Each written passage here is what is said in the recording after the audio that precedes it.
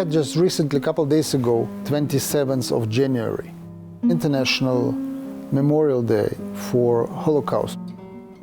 I have some concern about the politics of the memory of the Holocaust.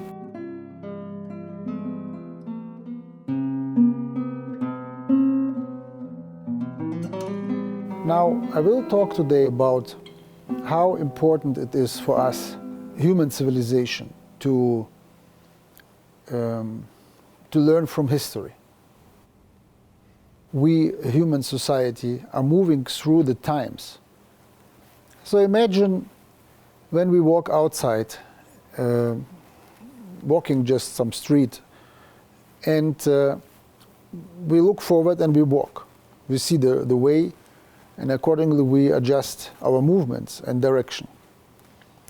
But if we think about this in terms of how we move through the times, then the picture will look actually different. And so now if we look at this in this way, we understand that we can plan and avoid some obstacles as much as possible only if we learn from the history best possible.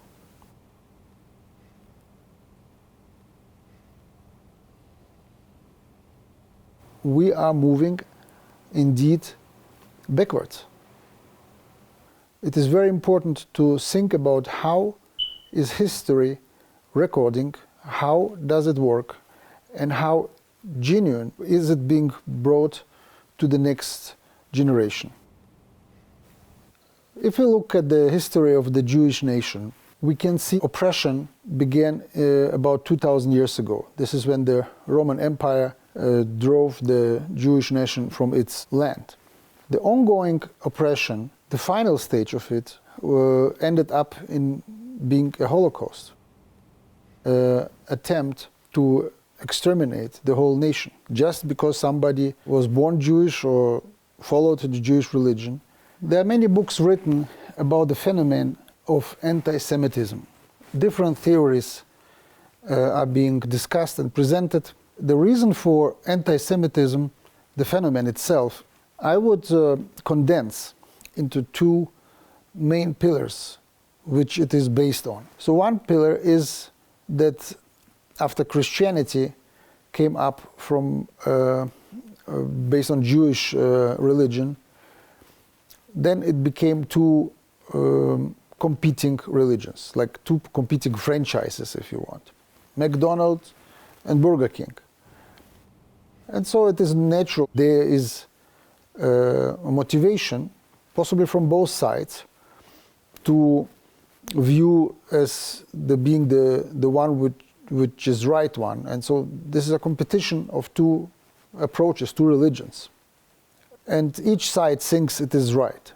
So the usual human competition for resources and ideas.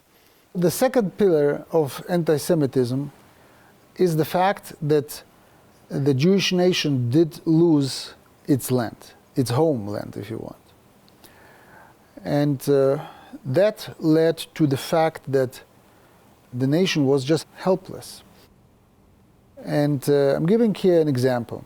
Saddam Hussein developed some gas weapons, and he had the great idea to check it out, how it works on somebody. And so he has used this on a village in Iraq.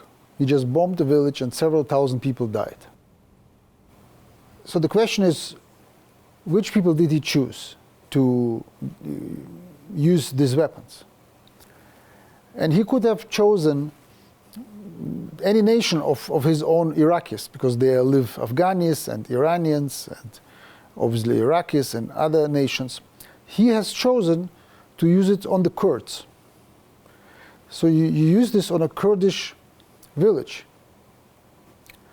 So the question is, why on Kurds? Why not on Turks, who also may live in Iraq, or Iranians? Because the Iranians and the Turks, they have their own nation. They have a Turkey or Iran. And if he would apply this, gas those people from these countries, guess what would happen? Those countries would get him a clear message, maybe even a war, because of this. Several thousand people died. By the way, it's the biggest nation without their own land. Almost 40 million Kurds don't have their own land. But this example shows that once a nation loses its homeland, it loses its protection. And today we Jews, wherever we live, in US, in Europe, in Russia, does not matter where. There may be some anti-Semitic incidents, which happens. We understand the world is not perfect, and we Jews maybe also don't like somebody which is not correct, and it is more on individual level. But fact is that wherever the Jews live, they know there is a strong Israel which can protect it. Or at least they can go back if they are not liked in a specific country anymore. We know many nations which disappeared over the years of history because they lost their land. So the Holocaust, which hit the Jews and was almost successful, I may remind here that genocide during World War II was also planned on the nations of Soviet Union. This is being maybe not as shown in the Western countries, but Hitler's offensive against Soviet Union was based on the idea that the Slavs are a race which is less valuable than the Aryans, and there was a clear-cut goal to basically exterminate most of the nations of Soviet Union, to enslave them. I would like also to mention that Japan invaded China almost 10 years before the official World War II began in 1933, and almost 30 million Chinese people were murdered, brutally murdered by Japanese, which is or can be assumed as an attempt, at least, of genocide, is a result of competing nations for resources, for power. And the idea of the Memorial Day of Holocaust, to not forget, is important not only for the Jews. This is my point. It is important for our civilizations to understand that humans are able to do such things if specific conditions occur, and the memory of Holocaust, and also the understanding why it happened, which circumstances were contributing to occurring of a Holocaust in general. This is very important. It is absolutely crucial that we are doing our best possible effort to record the history, the events which may be yesterday or 10 or 20 years ago, as objectively as possible, so the future generations can analyze and understand. I would like to see this whole conversation today as a trigger for everybody who listens about this to go deeper if it's interesting, and to find more sources, different sources, not just one source. And one will see in a second why it is important to look at different sources, so we really understand what is going on. How was Holocaust differently reported by the West? One big part of history of Holocaust is what the influence of the United States of America. USA had a much bigger role in helping, maybe even triggering the Holocaust than it is taught today in West. I would like to get here an idea how I do see what happened last century, which brought the Holocaust at the end to be almost fulfilled by Hitler. There was a movement triggered by Darwin's evolution theory, and based on this, social Darwinism occurred. Social Darwinism presumes that, similar like to animals, the human races are competing with each other. The academic idea was, since they are different races, they have different properties possibly, they are black and white, and maybe tall and short, and strong and weak, and so they all compete for the resources, and the best race shall win. This was the very primary idea of the social Darwinism. The social Darwinism was picked up by the academic society in various countries and also in US. Almost half of US states, there were concentration camps where presumably less valuable races were assembled, and they began to practice euthanasia and forced divorce and sterilization. Anti-Semitism, especially in the early decade of the 20th century, was very common in the United States. There was a eugenic society. Eugenics means the proper genetics. They have invented or introduced the Harrier. It was not in Germany, it was in US. Henry Ford, the very famous car builder. He became, one specific person did probably the biggest dissemination, so distribution of anti-Semitic feelings and ideas in the world, purchased a newspaper to publish every week a very anti-Semitic pamphlet. And it came so far that each car which Henry Ford sold had this anti-Semitic pamphlet. So, fact is, therefore, anti-Semitism was widely prevalent in US. And now we have to go a little further, deeper in the geopolitics. At the beginning of the 20th century, the superpower was the United Kingdom, because it was able to control the sea, the tradeways over the sea. Once the industrialization hit also the European continent, bureaucrats in London, they figured out that Germany has basically already overtaken the production output of England. And so they were scared that Germany may join Russia, which has resources, endless resources, obviously. And first of all, it would be a very strong power, number one. And number two, even more important, it would be a continental power. It would become, like, as they called it, the big land, which ruled out for England to control the tradeways.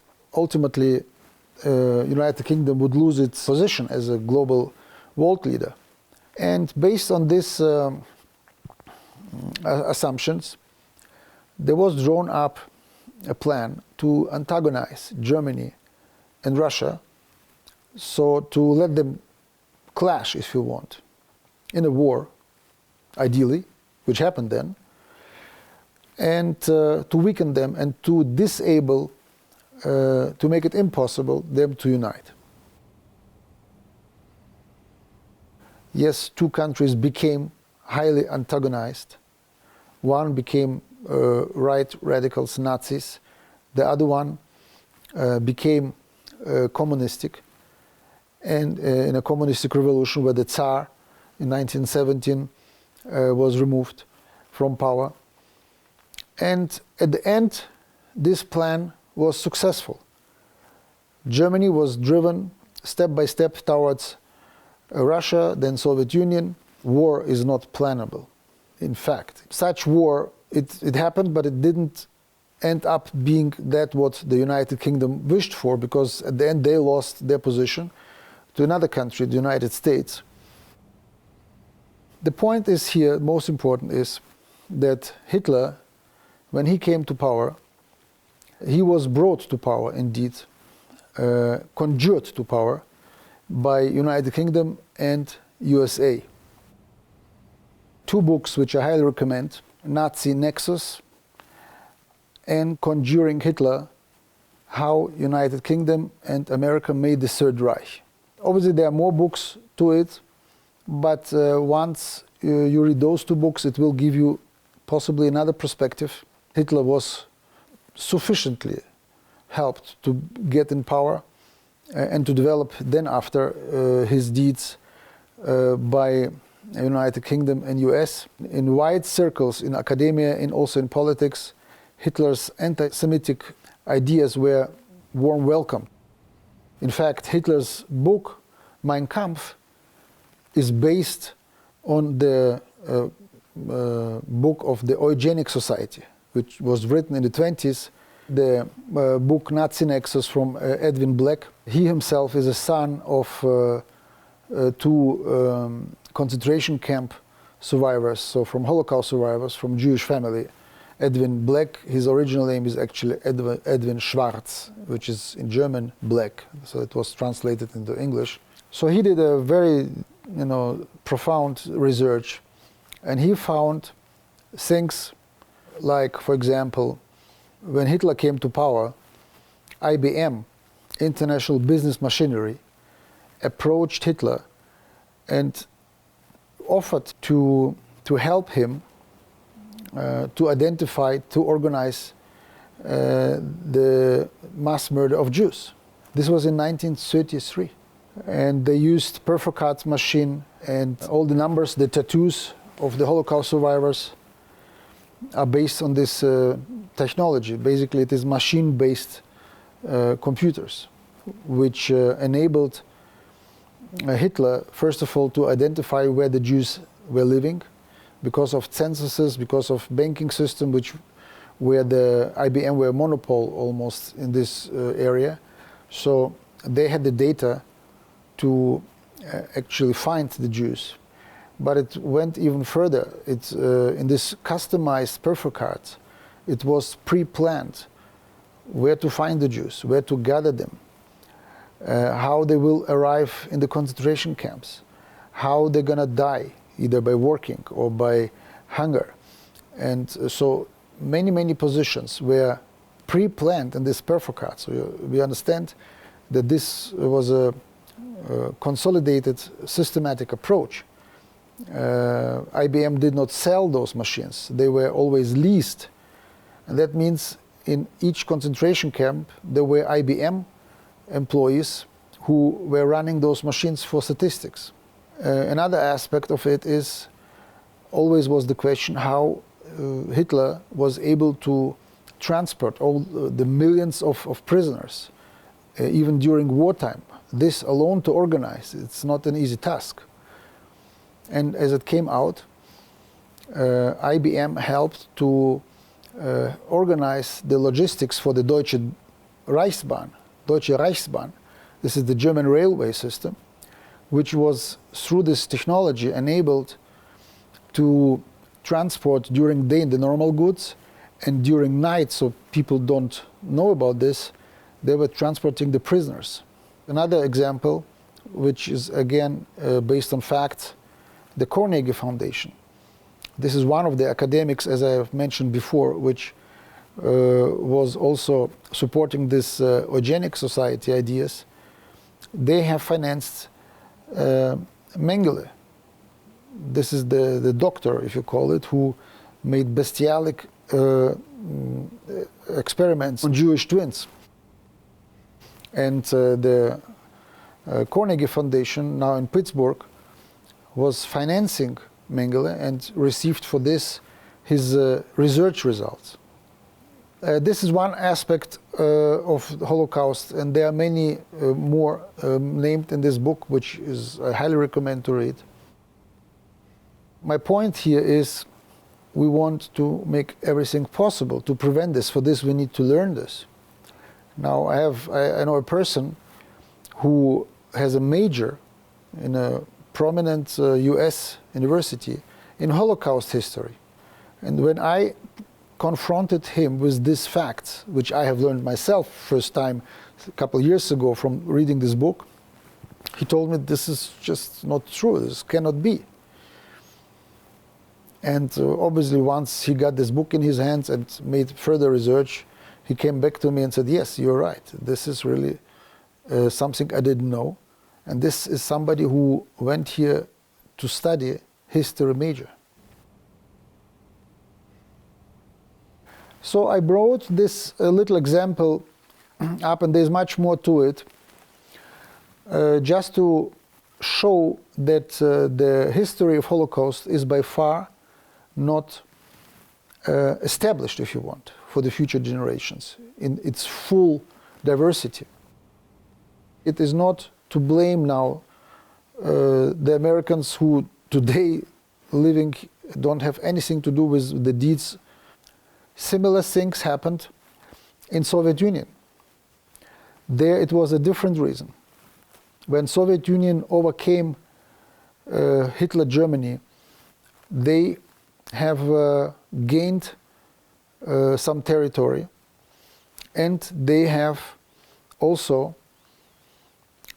taken control over some part of Eastern Europe.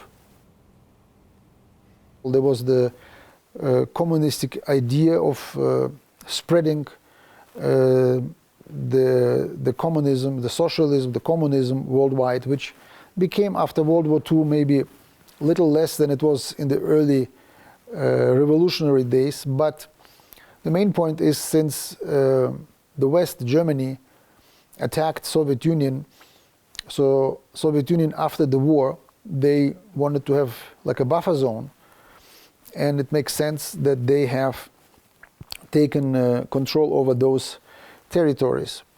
But in any case, the point is that in Holocaust, not only Germany was accomplice. Germany was the main driver, but we have to understand that anti-Semitism is nothing what Germany had invented. We have seen that anti-Semitism was in US, as in basically all other countries surrounding, in Europe especially. And so Holocaust and all deeds which are connected with this happened, you can say, almost without exception in all European nations. It happened in Poland, in Romania, in Baltic countries, Latvia, Litva, Estonia, and most of the countries which were occupied by Germans, they found sufficiently amount of anti-Semites and gave into pressure too easy, possibly, and have allowed the system to begin the genocide. But once the war was over, and those countries which were also accomplices in the Holocaust became under the influence of Soviet Union, the leaders did not want to brand them as being accomplices at the Holocaust. Many things which happened, also for example in Ukraine, because there were many Jews lived in Ukraine, and Babi Yar, so there were atrocities done. It was suppressed. This information was suppressed by Soviet Union, and then later on, when Israel became rather to the western part of the ideological movement, free economy, then it became also an ideological opponent, and even more gave the reason to not hang this above. So this is just an example how Holocaust was regarded in Soviet Union.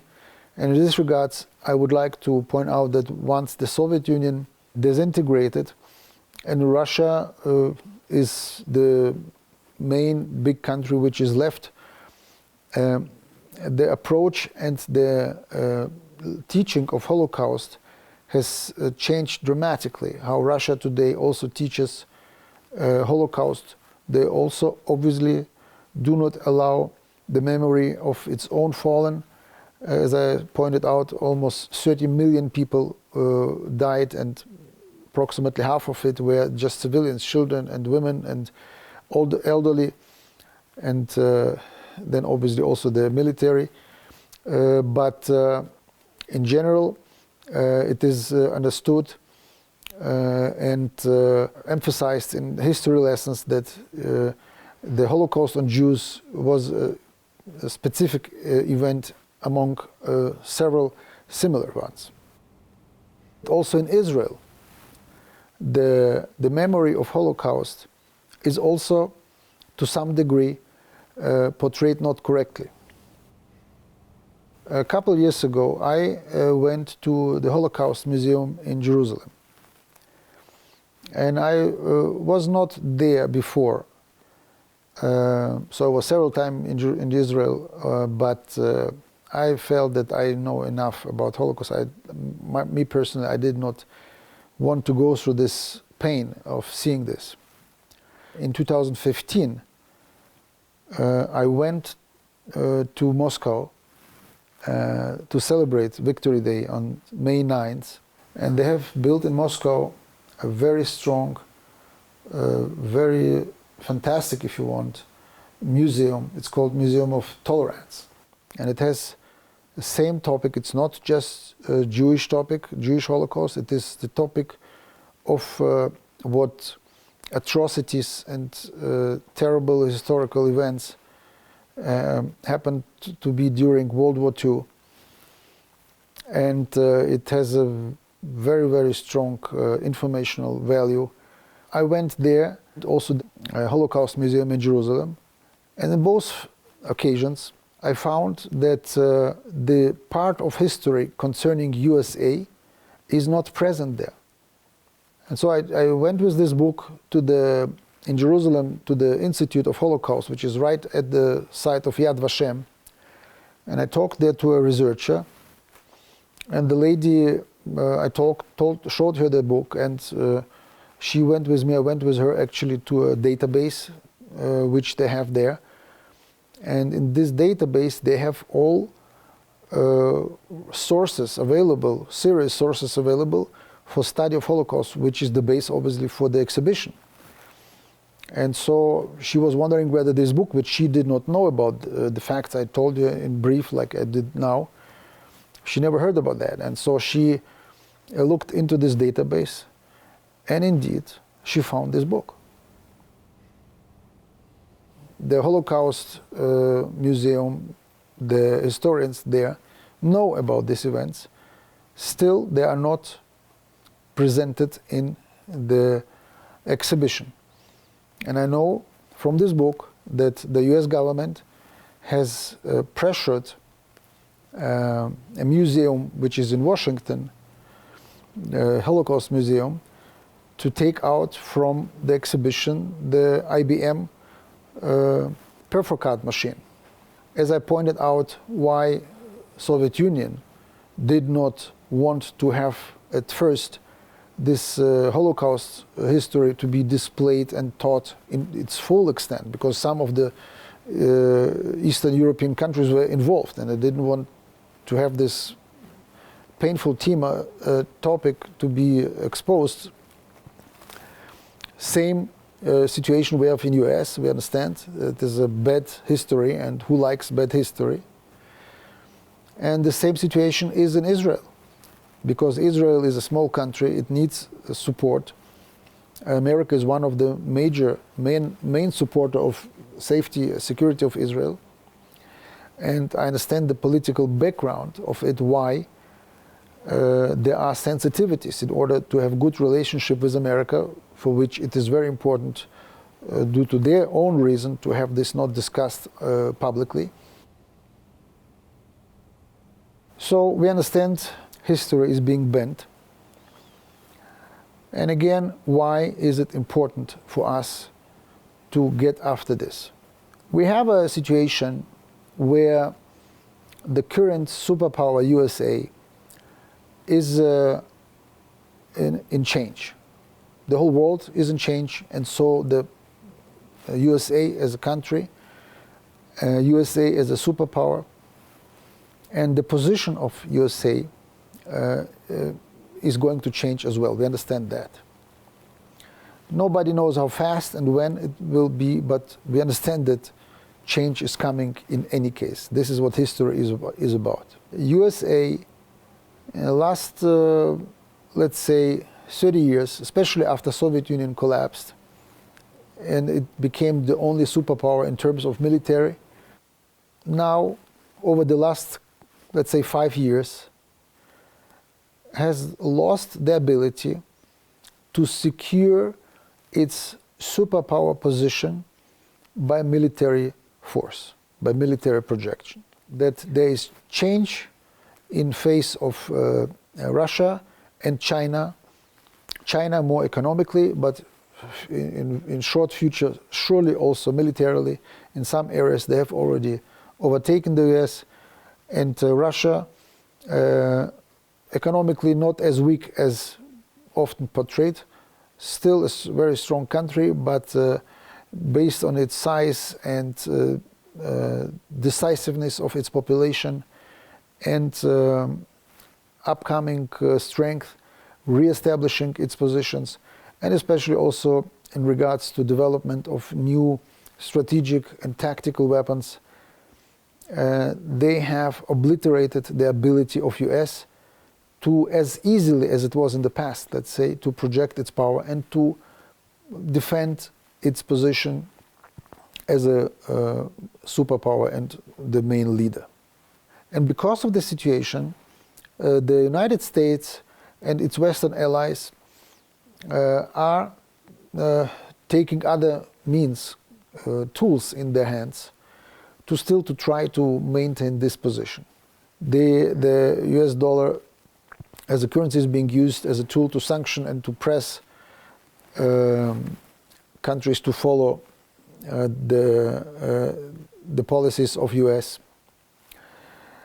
And then there is another very strong tool. This is the media, the informational control, to control the minds and the ideas of billions, we want to say, of people.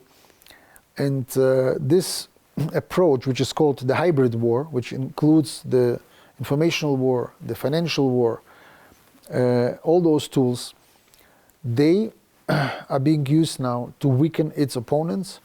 Among them is China and Russia, as I've pointed out.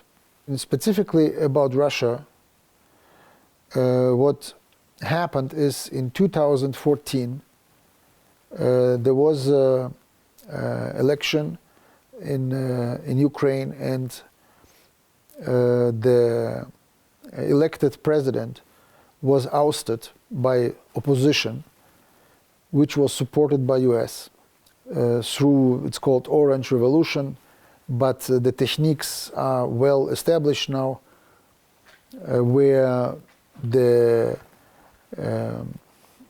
US administration, based on the informational power they have, are destabilizing the country at aim with protests and mass demonstrations, which often is successful and are able to drive even legally elected governments out of their position. This happens the first time, by the way, in Iran in 1953, where an elected minister president was ousted by the United Kingdom and US to enable more favorable trade of crude oil. The fact is that the elected government in Ukraine in 2014 was overturned, and a more radical nationalistic government was placed. And we have to understand that Ukraine, first of all, it is Russia, the Russian Empire began with Ukraine, with Kiev. Kiev was the first capital of Russia. I personally was born in Ukraine, and to be honest, I didn't learn Ukrainian at all. My father speaks Ukrainian because he lives in a small village. I lived in Odessa, and as a child, we left Soviet Union. I was a child, second class, second grade I just finished. Today, in Ukraine, 90% of language is Russian. It is basically the same nation.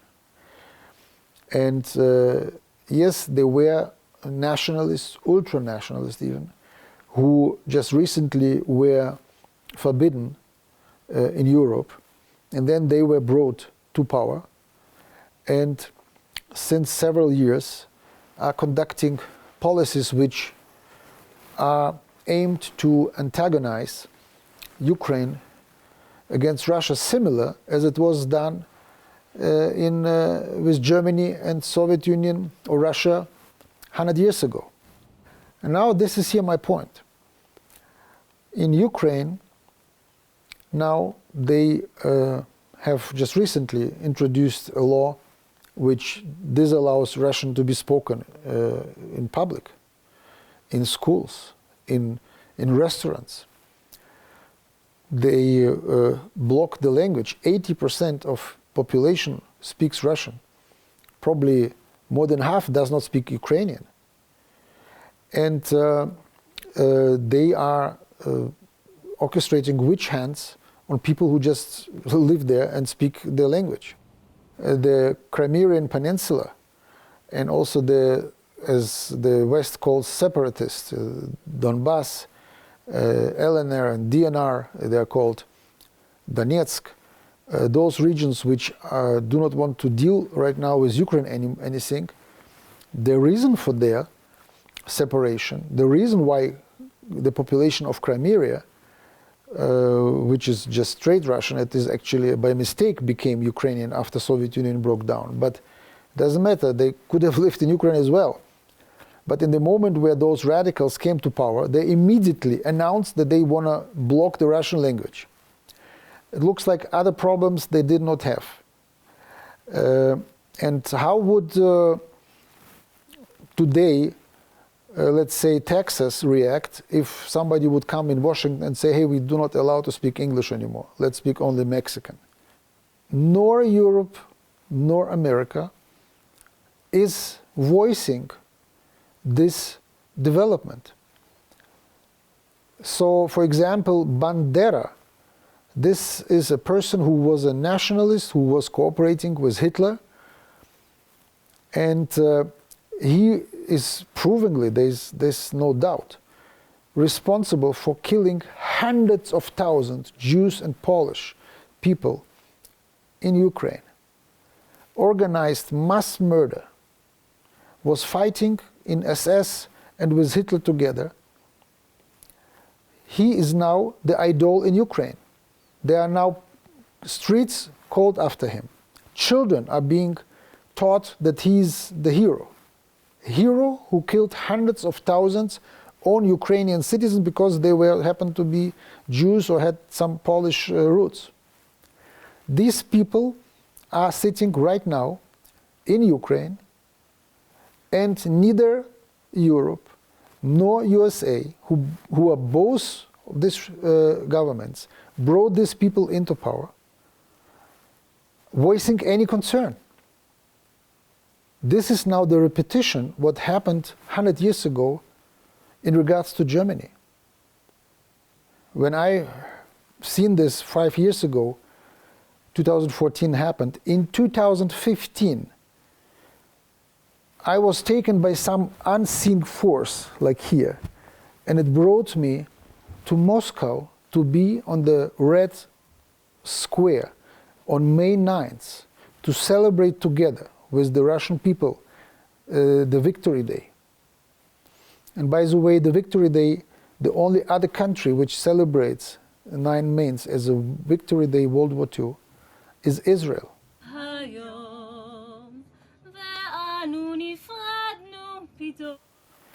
And interestingly, 1 or 2 years later, Benjamin Netanyahu, with his closest ministers, walked together with Putin on the same place where I was walking, showing support and showing gratitude for the fact that only thanks to the Red Army, Jews were rescued from Holocaust.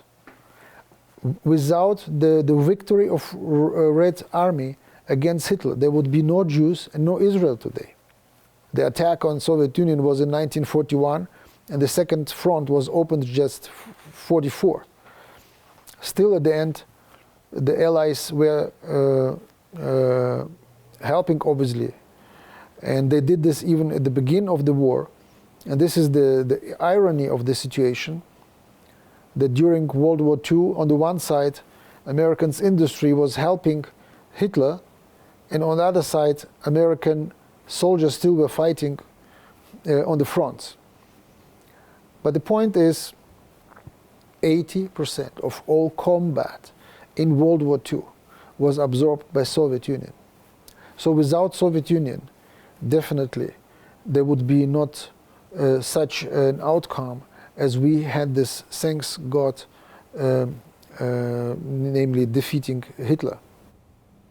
So therefore, my point is that due to geopolitical reasons, United States government is creating a belt of countries which are highly Russophobic. It is true for the Baltic states, for Poland, for Romania. They are actively promoting Russophobia against Russians. Obviously also the Russian community worldwide is affected by this. The fact that even fascism, anti-Semitic worldviews, racism is being used in a big European country to steer some irritation around Russia, to make Russia weaker. It is contrary to what we as a human society, civilization, how we should solve our problems with each other, our conflicts, our competition for resources, which will be there. There is no question about this. I would like to point out that at least in the last century, twice the diplomatic corps of all nations has failed to prevent world wars, twice.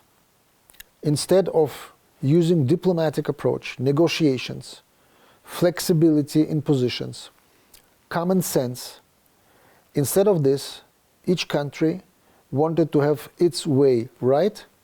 The result was millions, tens of millions of people were killed, lost lives, were displaced. And this was before the nuclear age. World War II was, in the last days of World War II, the nuclear bomb was used on a civil city, by the way, on civilians. The very next couple of days, the US had acquired the nuclear bomb. They immediately used this on an enemy. And there are different views why it was done. But in any case, fact is, if the humanity fails again to solve its controversies in a diplomatic way, we cannot afford to have a third world war. Because as Einstein was asked how the third world war will be fought, he answered, I don't know how the third world war will be fought, but I know how the fourth world war will be fought, namely with sticks and stones. The governments in West especially in Germany, after Germany's history in the last century, I think it is absolutely unacceptable that the recent Bundeskanzler Merkel and her immediate partners and colleagues in political parties is not reacting to these events in Ukraine. It is absolutely unacceptable. What I see day after day in German newspapers like Die Welt, Der Spiegel, Frankfurter Allgemeine Zeitung, for me it is incitement against Russia. In Germany it is actually a criminal law. It's called Volksverhetzung, means incitement against other nations. And in my opinion, there is enough ground in Germany that somebody is opening a case against these political forces, which day after day spit on Russia, you can really say this, in an ugly incitement, producing wrong accusations with all these intoxications, which is, in my opinion, invented stories. Things are being shaken up in countries which they consider to be their rivals. And I can only say that the deeds are, in my opinion, aimed not only on weakening, the deeds which are happening now are aimed on destruction of Russia. And this will have grave consequences. The NATO, for sure in conventional terms, is almost 10 times stronger than Russia today. It is not Russia who moved towards the borders of the West and NATO countries. It is NATO who has moved towards east borders despite the promise to Russia that when it went out from Germany and allowed Germany to reunite, by the way, they have promised that NATO will not get closer to borders. Today, NATO is on the borders with Russia. They've taken the approach to take Crimean Peninsula, which is a strategic point, and they are hindering Russia to develop its economical means as any other country. They are risking to place Russia in a position where it will have to react differently than so far. And it is absolutely unacceptable what the German leadership is doing. They should take example of Willy Brandt, who went to Poland and kneeled on his knees and excused for what they did to Poland. Instead of talking to Russia from point of power, the Bundeskanzler Merkel sollte selbst nach Moskau jedes Jahr gehen und auf die Knie vor dem russischen Volk stehen. Für das, was sie getan haben. In the past.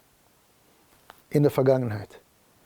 Aber jetzt in dieser Manier mit Russland zu sprechen?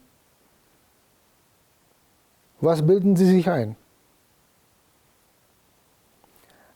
Absolut unverantwortlich gegenüber Ihrem eigenen Volk. היום ואנו נפרדנו פתאום כל המטפחת קור טוב של נחת תם ונשלם החלום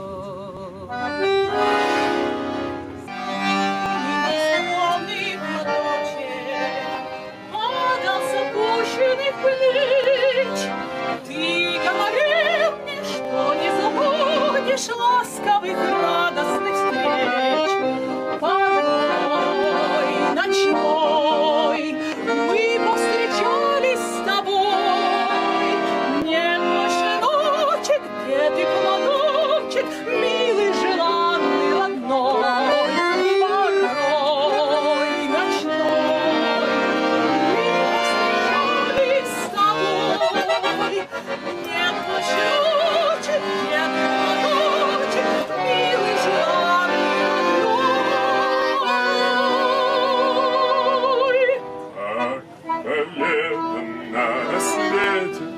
заглянув в соседний сад, там смуглянка, молдаванка собирает виноград. Я краснею, я бледнею, захотелось вдруг сказать: станем над рекою зорьки летние встречать.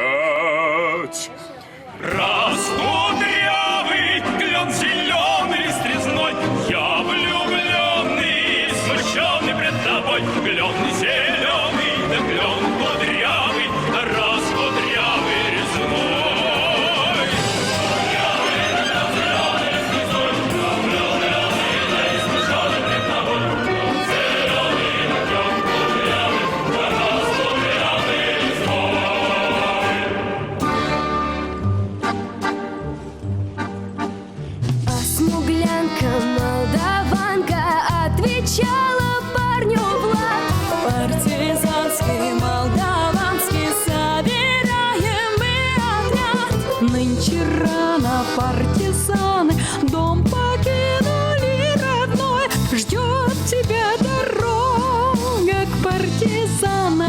лес густой. Раскудрявый клен, зеленый лист резной. Здесь у клена мы расстанемся с тобой. Клен зеленый, да клен кудрявый, да раскудрявый резной. Раскудрявый клен, зеленый лист резной. Здесь у клена мы расстанемся с тобой. Клен зеленый, да клен кудрявый, да раскудрявый резной.